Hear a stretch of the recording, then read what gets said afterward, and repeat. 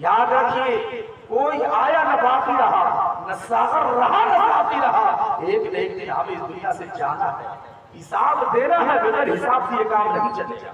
لا تزال قدم ابن آدم عند یوم القیامۃ عن عمرہ فیما افنیٰ، اپنی زندگی کو کہاں گزارا، اولاد آدم کے قدم نہیں کھسک سکتے قیامت کے جب تک ان کا حساب نہ دے۔ کہاں ہے آپ؟ ارے بچے دنیا سے جا رہے ہیں، بوڑھے دنیا سے جا رہے ہیں، جوان دنیا سے جا رہا ہے۔ لاک ڈاؤن کے حالات، لاک ڈاؤن کے پہلے کے حالات اور اب کے حالات کو دیکھیں، کوئی فرق ہمارے اندر نہیں آیا۔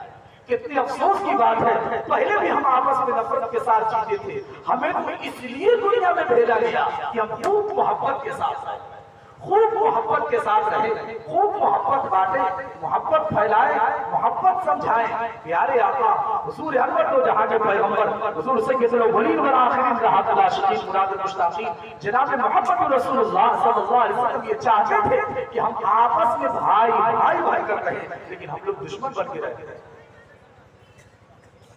ہمارے پیارے نبی نے فرمایا کہ اللہ تبارک یہ جتنی مخلوقات ہیں یہ اللہ کی عیال ہے، الخلق عیال فحق الخلق الى اللہ فاحسن الى عیالہ، یہ جتنی مخلوق ہے، یہ جتنے سارے لوگ ہیں، یہ سب اللہ کی عیال ہے۔ ان کے ساتھ جو محبت اور شفقت اور خدمت کا معاملہ کرے گا اللہ سے محبت کا معاملہ فرمائے گا۔ لیکن ہم کیا اوروں کو تو چھوڑیے، جس اسلام نے ہمیں یہ تعلیم دی کہ راستے سے تکلیف دہ چیزوں کو ہٹاؤ، تو علماء نے سمجھایا کہ یہ مت سمجھا کہ ہندو گزرے گا یا مسلمان، کوئی بھی انسان یا مخلوق گزرے تو اسے تکلیف نہ ہو، اس لیے راستے سے تکلیف دہ چیز کو ہٹانا۔ وہ مسلمان جسے یہ پیغام دیا گیا کہ اگر تمہارا پڑوسی بھوکا ہے، پریشان حال ہے، تو یہ مت دیکھو کہ وہ کس دھرم کا پالن کرنے والا ہے۔ لیکن افسوس آج ہم نے خود اپنے آپ کو بھلا دیا، اپنی زندگی میں دین نافذ کی۔ جس کو یہ تعلیم دی گئی تھی کہ تم دوسروں کے لیے رہبر اور رہنما اور ذمہ دار بنا کر کے بھیجے گئے ہو، آج یہ خود غیر ذمہ دارانہ زندگی گزار رہا ہے۔ اس کی کیا وجہ ہے؟ صرف ایک وجہ ہے کہ ہم نے اپنے مقام کو بھلا دیا ہے، موت کو بھلا دیا ہے، موت کو بھلا۔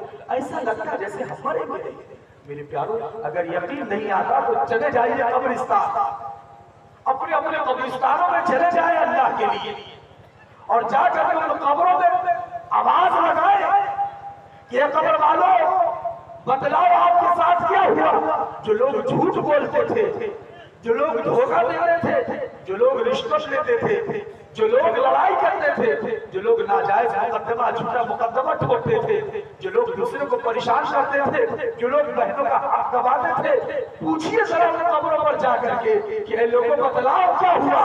قسم رب ذوالجلال کی اگر اللہ پاک عمل کو قوت گویائی عطا فرمائے تو وہاں پر کوئی بھی شخص کھڑا ہوش میں نہ رہ پائے، بے ہوش ہو جائے۔ کیا سمجھتے ہیں ہمیں مرنا نہیں ہے، سب کچھ دبا کر کے یوں ہی چلے جائیں گے۔ اے لوگوں قبر کا معاملہ تو بہت دور کا ہے، حشر کا معاملہ تو بہت دور کا ہے، میدان حشر سے بہت بعد میں کھڑا ہونا ہوگا۔ علماء فرماتے ہیں لوگوں جب روح نکالنے والا فرشتہ آتا ہے اب گنہگار سے ہزار لوگوں کی روح نکالتا ہے، فرمایا اللہ پاک اگر اور کوئی عذاب نہ دے، صرف بھیانک شکل میں اگر فرشتہ آ جائے تو انسان کی ہلاکت کے لیے وہی کافی ہے۔ جس بدبودار اور بدصورتی شکل کے ساتھ وہ حاضر ہوتا ہے اور جتنے بھیانک چہرے کے ساتھ حاضر ہوتا ہے گناہگار اور سیاہکار اور مکاروں کے لیے، میرے پیاروں جب فرشتہ دل کا رنگ چھو لیتا ہے اور روح نکالنے والا فرشتہ روح نکالنے لگتا ہے، اس وقت جب مناظر دکھائے جاتے ہیں پھر وقت سکرات توبہ بھی قبول نہیں ہوئی۔ اس وقت کے آنے سے پہلے اللہ کے لیے اپنے آپ کو تیاری کریں۔ اللہ کا قرآن کہتا ہے یا ایھا الذین آمنوا اتقوا اللہ ولتنظر نفس ما قدمت لغد واتقوا اللہ ان اللہ خبیر بما تعملون۔ اے ایمان والو اللہ سے ڈرو اور آئندہ کل کے لیے تیاری کرو۔ تم میں سے دیکھیں کہ آئندہ کل کے لیے کس نے کیا تیاری کی، کیا بھیجا ہے۔ ہم میں سے ہر ایک غور کرے اپنی قبر کے لیے ہم نے کیا بھیجا۔ آج میرے پیاروں آج ہی اگر ہم میں سے کسی کا انتقال ہو جائے، میرے پیاروں ہم اپنے رب کو کیا بھی دکھائے۔ اس لیے میں پہلے بات روک کر کے پہلی گزارش آپ سے کر رہا ہوں، آپ تمام حضرات سے، ایک مومن بھائی کی نسبت سے، ایک مومن بھائی کی حیثیت سے، کہ اللہ کے لیے یہیں پر بیٹھے بیٹھے جتنی ماں بہنیں ہماری بات کو سن رہی ہیں ان سے بھی گزارش ہے کہ وہیں پر بیٹھے بیٹھے اپنا دل کا تعلق، اپنے ذہن کو اللہ کی طرف متوجہ کیجیے اور خواب و خیال میں کھو جائیے اور کہیے اللہ ہم نے بہت گناہ کیا ہے، ہم سچے پکی توبہ کرتے ہیں، اللہ ہمیں معاف فرما دیجیے۔ یہاں پر جتنے حضرات بیٹھے ہیں سب کا سب دل میں یہ عہد کرے، یہ ارادہ کرے اور سچی پکی توبہ کرے کہ اللہ ہمیں معاف فرما دیجیے، اللہ ہمیں معاف فرما دیجیے، اللہ ہمیں معاف فرما دیجیے۔ اگر آپ معاف نہ فرمائیں گے ہم تو ہلاک ہو جائیں گے، ہمارا کوئی مثال حال نہیں ہوگا، سچی پکی توبہ کر لیجیے۔ فرمایا کہ میرے پیارو توبہ کی توفیق کسے ہوتی ہے؟ جس کو موت یاد آتا ہے، جس کو موت یاد آتا ہے۔ موت کب آئے گی کسی کو کچھ پتا نہیں ہے، کب آ جائے موت کب آئے گی یہ صرف اللہ کو معلوم ہے، روح نکالنے والے فرشتے کو بھی نہیں معلوم ہے، اسے تو بتایا جاتا ہے تو وہ جا کر کے روح نکالتا ہے، صرف اللہ کے علم میں ہے، کسی بندے کے علم میں یہ بات نہیں ہے۔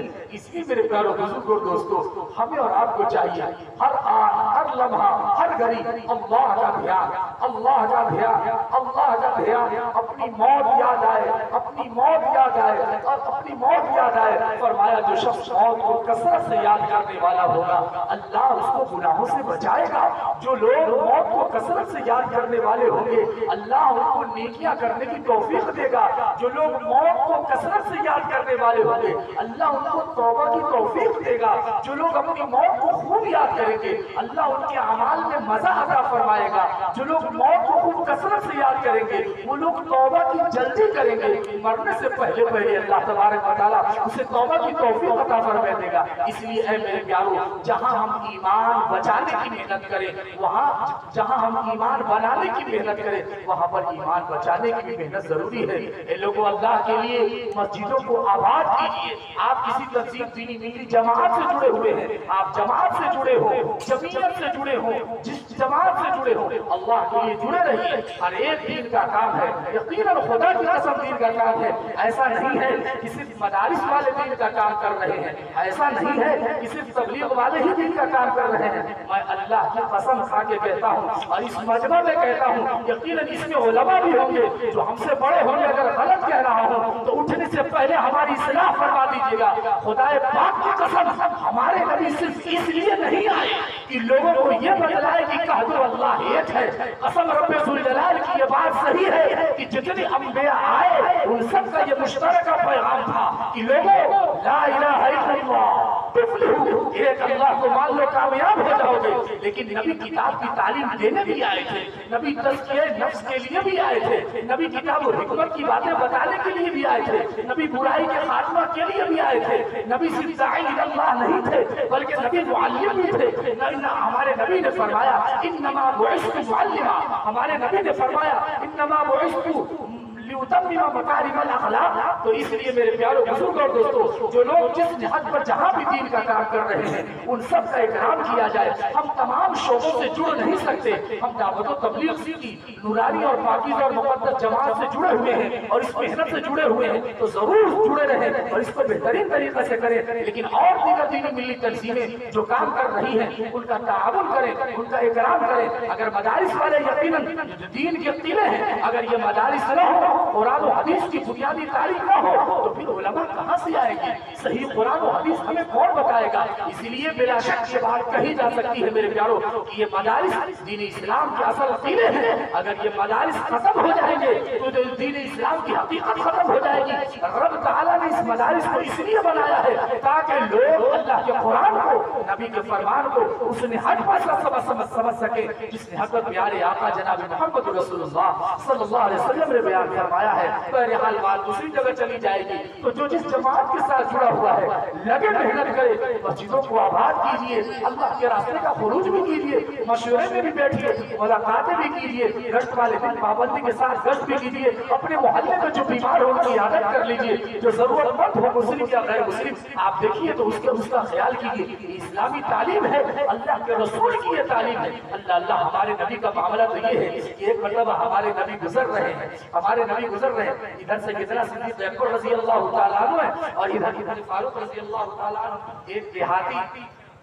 ایک دیہاتی نے دیکھا کہ آقا تو جہاں گزر رہے ہیں اور ساتھ میں صدیق اکبر بھی ہیں، فاروق اعظم بھی ہیں اور دیگر صحابہ بھی ہیں، سارے کے سارے صحابہ بھی ہیں اور آپ جا رہے ہیں۔ وہ دیہاتی بھی ساتھ ہو لیا، آقا جانے لگے۔ جاتے جاتے دیکھا راستے پر ایک یہودی بچہ لیٹا ہے، نہایت ہی حسین و جمیل خوبصورت، وقت وفات وقت ممات ہے، اس کا ابا تورات پڑھ رہا ہے۔ تو آقا کو جہاں حضور اکبر نے پوچھا، اے میرے پیارے بتلاؤ اس تورات کو جو تم پڑھ رہے ہو اس میں میری صفت، میری تعریف، میری بڑائی، میرے بارے میں کچھ پڑھے ہو؟ تو وہ گول گول باتیں پیش کرنے لگا۔ وہ بچہ جو بے ہوش تھا، وقت وفات اس پر چھا رہا تھا، کچھ دیر خاموش تھا، نگاہوں کو کھولتا ہے، آہستہ سے بولتا ہے کہ ابھی میرے ابا جھوٹ کہہ رہے ہیں، اے مصطفیٰ آپ کا تذکرہ تورات و انجیل سب میں موجود ہے۔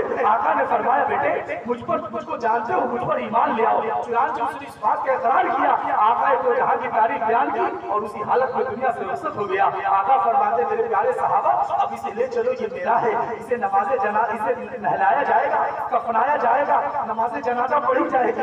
میرے پیارے ایک موقع پر پیارے آقا جناب محمد رسول اللہ کو جب صحابہ رسول نے دیکھا کہ ایک بچے کو آپ اپنے ہاتھ سے اپنے دست مبارک سے قبر میں ڈال رہے ہیں، تو صحابہ فرماتے کہ ہماری چیخیں نکل گئی اور یہ سوچنے لگے کاش آج جنازہ ہمارا ہوتا، دست مبارک آپ کا ہوتا، تو میں قبر میں نہیں جاتا، گویا کہ جنت میں چلا جاتا۔ ہمارے نبی کی تعلیم تو یہ کہ آپ جب نکلتے تو ملاقات کرتے، آپ بیماروں کی عیادت کرتے، اپنوں کی اوروں کی بھی عیادت کرتے۔ وہ یہ نہیں دیکھتے کہ یہودی ہے یا عیسائی ہے یا مسلمان ہے، آپ کو چونکہ ساری کائنات کے لیے رحمت اور ساری کائنات کے نبی بنا کر کے بھیجے گئے، اب کوئی مانے چاہے نہیں مانے، کوئی نبی مانے، ہمارے نبی ساری کائنات کے نبی الانبیاء، یہ ربیع الاول کا مہینہ ہے۔ اور میرے پیاروں بزرگوں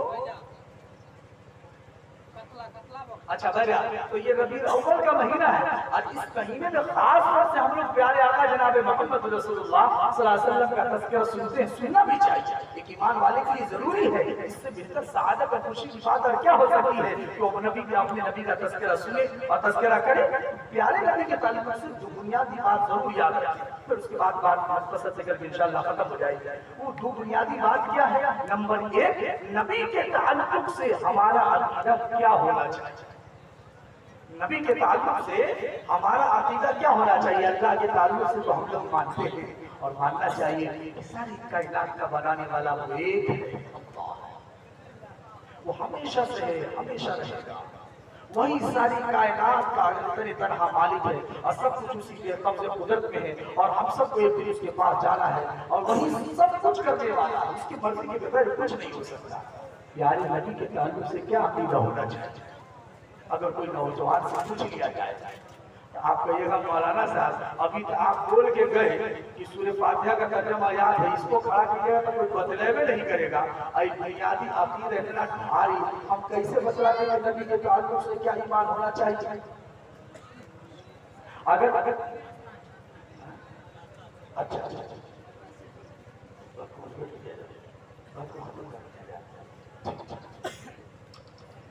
تو بس ایک آخری بات سنیے، اس کے بعد انشاءاللہ پھر کبھی موقع ملا یاد کی صحبت بات تو انشاءاللہ ملاقات ہوگی۔